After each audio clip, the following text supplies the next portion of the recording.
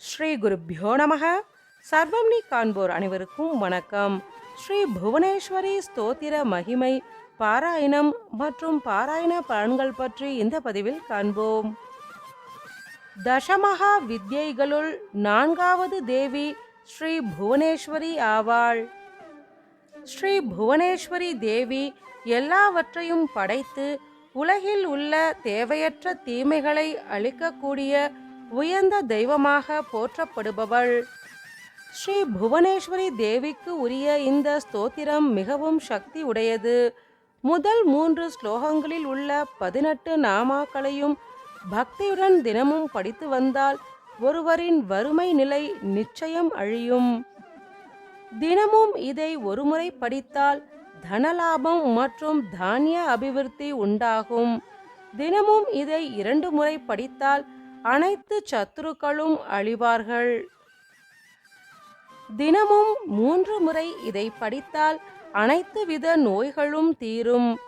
4 முறை படித்தால் ஸ்ரீ புவனேஸ்வரி தேவியானவள் மகிழ்வாள் என்று இந்த ஸ்தோத்திரத்தில் கூறப்பட்டுள்ளது. இது ருத்ரயாமலத்தில் சிவபெருமானுக்கும் பார்வதி தேவிக்கும் இடையேயான உரையாடலாக உள்ளது. ஸ்ரீ புவனேஸ்வரி தேவிக்கு மிகவும் உகந்த இந்த நாமாக்களை சொல்லி அளவற்ற பலன்களை அடைவோம்.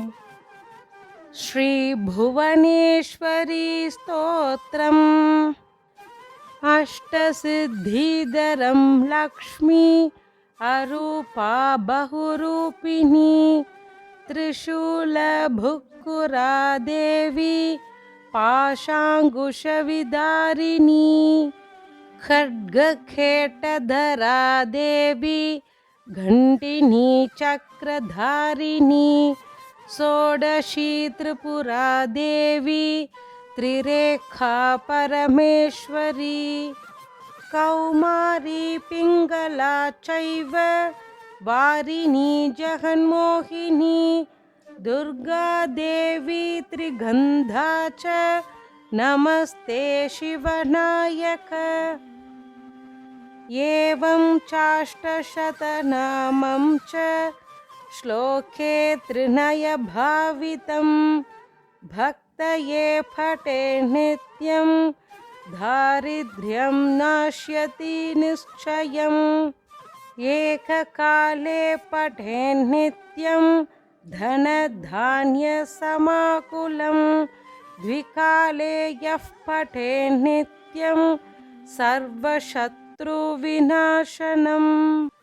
त्रिकाले यः पठे नित्यं सर्वरोगहरं परम्. चतुःकाले पठे नित्यं प्रसन्नं भुवनेश्वरी. इति श्री रुद्रयावले ईश्वर पार्वती संवादे श्री भुवनेश्वरी स्तोत्रं संपूर्णम्.